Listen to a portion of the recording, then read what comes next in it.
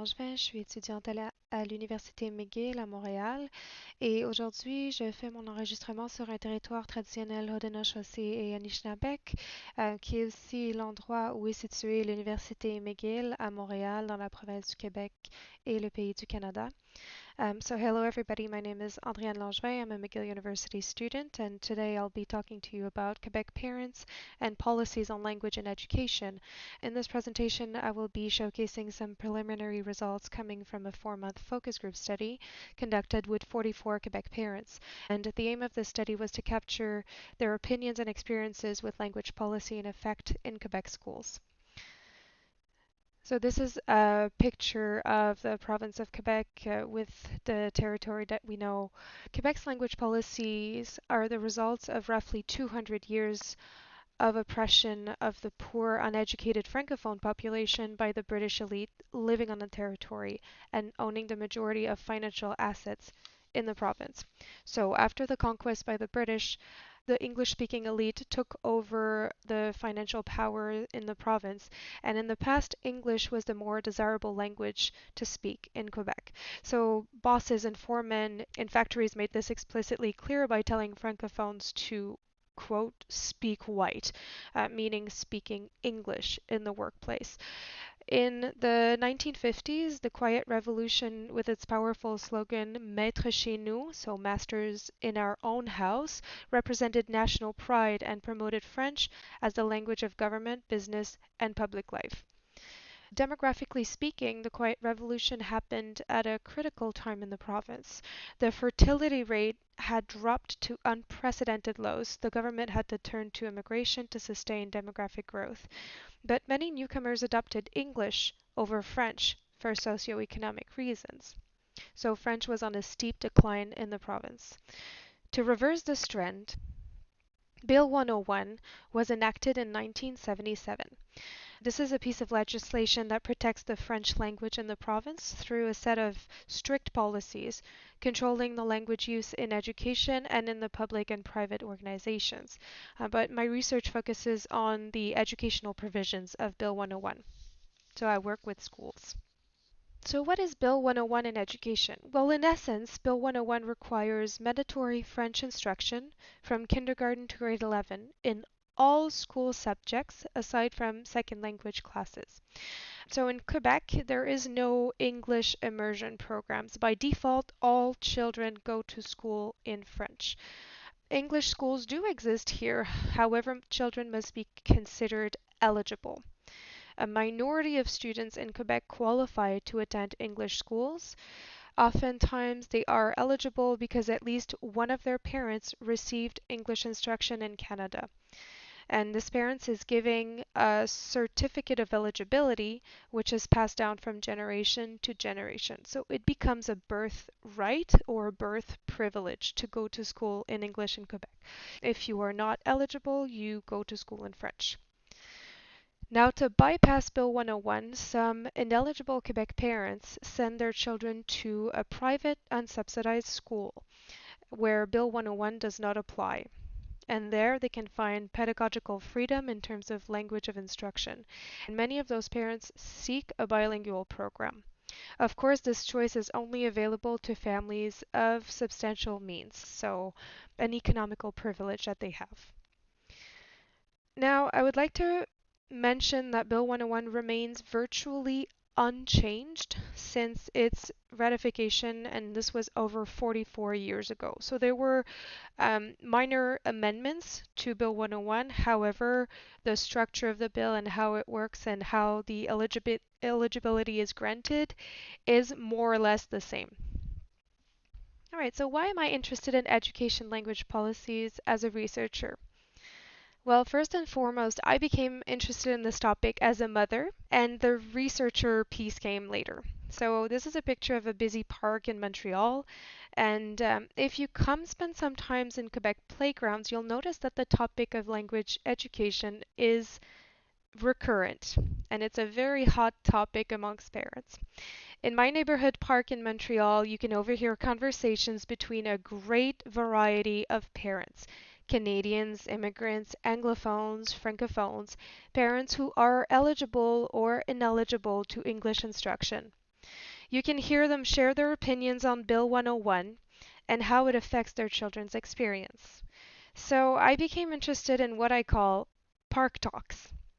And grounding my work in stakeholder theory and public policy theory, I started to think about how I could turn those everyday conversations into data.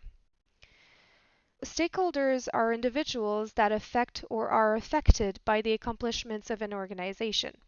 Stakeholders should be included in the decision-making process proportionally to the stake they have in an organization. So this is according to Freeman's stakeholder theory, which was first discussed academically in the early 80s. Now, stakeholder theory is commonly used in economics when talking about private enterprise, but I believe it can be connected to public policy theory, and in fact, it has been connected to public policy theory. Public policy theory acknowledges that people served by a policy are its stakeholders. In Quebec, parents are significant stakeholders of educational language policies because Bill 101 affects them through their children's school experience. And the goal of my research project is to assess whether their opinions on Bill 101 and language education are represented by the public policies in place in Quebec. So, as a researcher, I set out to find stakeholders willing to participate. 44 parents from Quebec volunteered. I asked the parents how they self identified in terms of where they lived, their place of birth, and eligibility. And these variables are based on common categories of parents described in the literature on Quebec policy and their status under the law. In my study, 20 parents lived in a region outside of the Greater Montreal area, and 24 parents resided inside the Greater Montreal area. Why is this important? It's because Montreal and the Greater Montreal area in Quebec represent about 50% of the population and also the vast majority of where parents from migrant backgrounds, so immigrants to Quebec, establish upon arriving. Now, 29 parents were born in Canada, whereas 15 were first generation immigrants. So, first generation immigrants means that they were born in a country outside of Canada and they immigrated here. Although I use the label immigrant to represent their place of birth, which impacts their legal status under Bill 101, I would like to acknowledge that some of these participants, labeled as immigrants, had been living in Canada for quite a while, and they were Canadian citizens of migrant background. The third variable I looked at during the selection of the research sample was eligibility status. So 16 parents in the study held a certificate of eligibility, so they could send their children to an English school in Quebec if they wished to.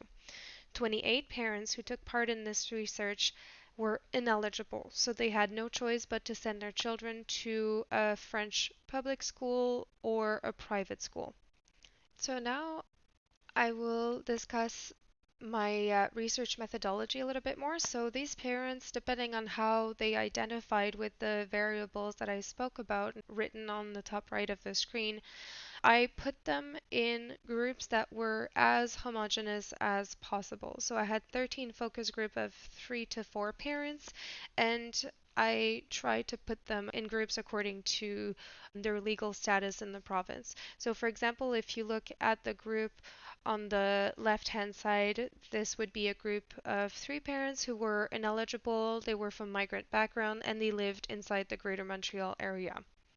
I asked them questions about their opinions and experiences with language policies in Quebec schools, and today I will be sharing 2 of my findings and sub-findings. So I will be talking about control with the subcategory of access and the finding of change with the subcategory of modernization of the law. So to look at the first theme from my research, I would like to share 2 quotes from parents who took part in the study, and those quotes are very representative of other parents who had the same variables as them and control. So, this parent on the right who is ineligible to English instruction, he said, "In my case, I have zero control. My kids go to the neighborhood public French school. I do not know their English teacher. They watch YouTube and Netflix to learn English.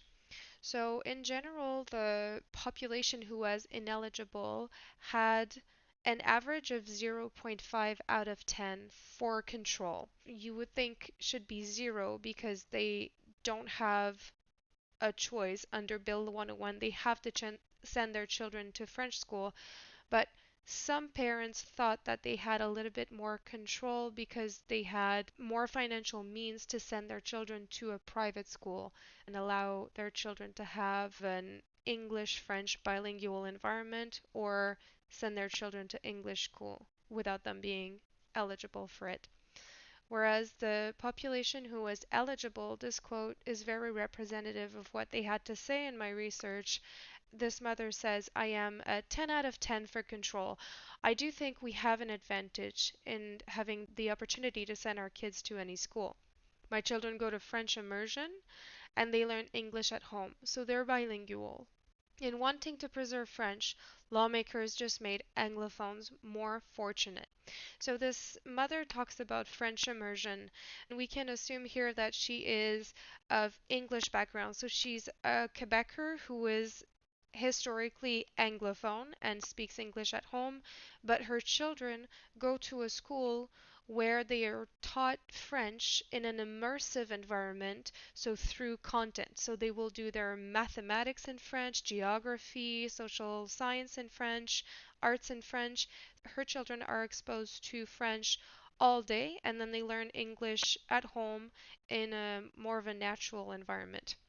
Of course, the opposite is not available for parents who are ineligible. As I said earlier, English immersion does not exist in Quebec. So, for parents who were eligible in terms of control for the language of instruction, the average for this category of parents was a 9.75 out of 10. Some parents had a little bit less control, and this is why the average is not a 10 out of 10. Why they had less control was because they had an issue with accessing an English school that was close enough to them. And I will touch upon that. So in Quebec, Quebec is a very big territory with a lot of land to cover. Some parents simply do not have access to an English school for their children. So they have to send their children to a French school. So parents who are living outside of the Greater Montreal area live in very sparse English communities. So there are some English communities distributed across the province, but sometimes the communities are too small to justify having an English school open. So to represent these parents living in rural Quebec, so outside of the Greater Montreal area or outside of one of the main cities in Quebec, this mother said, my children go to a francophone school because the English school is just too far. There are also more students in the French schools. And this other mother, who's also from a region outside of the Greater Montreal area, she says the only English school on the Magdalen Islands has 34 students from pre-kindergarten to secondary 5. We are desperate for more students. So these parents living in regions that were outside of major cities in Quebec and especially outside of the Greater Montreal area, they found an issue with access because either the schools are too far, so their children would have to be bussed in for an hour in the morning, an hour in the afternoon, and they're not ready to commit to that kind of transportation, or there's not enough students, and this for these parents it was an issue with socialization, so their children could not find enough friends of their age in their groups, and this is why they would send their children to a French school instead, because in the French schools they could have more friends. On the other side, so let's look at the Greater Montreal area. In Montreal, the population is much denser, and the English eligible population is also denser, and this justifies having so many more schools open for students who are eligible. So this mother in Montreal is a great example of the reality these parents are living. She says, in my neighborhood, we qualify for 3 English elementary schools and 2 French elementary schools. And of course, she's eligible, so she can choose to send them wherever she wants. They are walking distance. We're pretty fortunate. Now, the other finding that I would like to share with you has to do with change. So, whether parents would like Bill 101 to get more strict, more restrictive, or to get less restrictive, to be modernized. And 88% of my participants wanted Bill 101 to be changed. And by this, I mean to be less restrictive. So to be modernized to include more second language education. But this 88% has to be, I think it has to be looked at depending on who is speaking here. So which category of parents wanted the change. For parents who were eligible for English instruction in Quebec and were born in Canada, 87% of them said yes. Parents who were ineligible and from migrant background, 94% of them said yes, we would like Bill 101 to be changed and to be modernized and to be a bit less restrictive. So we have more options as parents. In terms of the ineligible parents who were born in Canada and belong to the Francophone majority, they have to be looked at separately. So we have to look at parents who are from Montreal and the Montreal region and parents who are from outside of Montreal. So inside Montreal, parents who are francophone and ineligible said in 100% they said yes, we want to modernize the law, we want it to be less restrictive, we want to have more options. Whereas outside of the Greater Montreal area, this ratio drops to 57%. So let's look at them a little bit closer. So for the parents who lived outside of the Greater Montreal area, this father is very representative of some of the quotes that I've gathered from those parents. He says, French is part of our identity. It must be protected. If everyone has a choice of language of instruction, I am afraid we will lose our language. I would not change the law. Those who choose to come here should learn French. I do not want to feel like a minority. There were a lot of quotes coming from parents who lived outside of the Greater Montreal area on fear of losing their language. So, a type of linguistic insecurity with especially the quick change in demographics that's currently happening in Quebec with the influx of immigration. And for parents who lived inside the Greater Montreal area, this mother represents very well what some of the parents have been saying. So she says, I find it unfortunate that we have 2 separate systems. You are either eligible or not. We keep digging a trench between both cultures. Francophone and Anglophone children live in parallel. And this is very interesting because it also refers to where this specific mother lives in Montreal. So in Montreal, you have many neighborhoods, and there could be one street dividing 2 neighborhoods. And on the east side, that neighborhood is known to be more French, and on the west side, it's known to be more English. Because of the language laws in place, these children have virtually no contact because they will go to completely separate schools and grow up in their own languages. So that's why she said that they lived in parallel, and from parents who lived in Montreal and were ineligible, as well as parents who lived in Montreal and were eligible, there was a sense of segregation fatigue that came through the data I collected. So these parents were tired of their children being separated by the law, so separated in school because of the law in place. Now, when you ask parents how should the government modernize Bill 101, I cannot say that my results were very conclusive, except for maybe one aspect. So,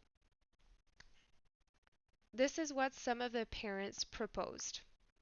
The first father on top says, I think the language policies probably do need to be updated. And I think it's important that bilingualism be seen as not just a privilege, but a necessity. So here, this parent is referring to the privilege of birthright, so being born into an English family, and the privilege of financial means, to be able to send your child to a private school where bilingualism is an option, bilingual education is an option. The mother in the middle, she says schools should encourage children to maintain their mother tongue in addition to learning both French and English. So, this idea was very recurrent in the migrant background part of my sample, and these parents had heritage language that they spoke at home, and they felt very much like there was no room in their children's school to encourage the maintenance of this heritage language. So they feel as though the French school that they are sending their children to is very closed to integrating some of the heritage languages that exist in their student population. And then this parent at the bottom, she says, I would like a more bilingual education while protecting French and making people want to learn it. I know it is possible. We can give the other culture the gift of another language. And she's talking again about this segregation fatigue that I talked about in the previous slide. If you look at all three parents, and those are very representative of the certain parent profiles that were in my study, they all talk about bilingualism. And even though the parent in the middle doesn't talk about bilingualism per se, she talks about adding languages instead of subtracting languages, which is very much what the most parents in my study feel like Bill 101 is encouraging. So if we look at those results combined, these parents want to modernize Bill 101 and they want it to become weaker in terms of the restrictive measures on language of instruction in Quebec public schools. One of my aims for this research is to showcase what proportional representation could look like in policy. So, what would be the opinions of parents on language of instruction policy? And this is coming at a timely moment in Quebec history because it just so happens that the government is putting forward a new bill. So, Bill 101 is to be replaced by Bill 96. It's Motion 96 is a series of amendments that the government is trying to instate to Bill 101 to make it more restrictive. This is opposite to what my participants shared during the focus group discussion. Actually, Bill 96 seeks to modify existing policies by making them stronger, making educational provisions more restrictive in terms of access to English education. I cannot say much more on this new policy because public consultations on Bill 96 are about to open. I am very eagerly awaiting to see how this issue will be discussed, and also in terms of proportional representation, I'm very eager to see how the diversity of Quebec parents will be represented. So, merci beaucoup. Si vous avez des questions, vous pouvez m'envoyer un courriel à Andréanne Langevin à commercialmcgill.ca. If there's any questions, always feel free to email me. And thank you very much for inviting me to the Polyglot Conference 2021.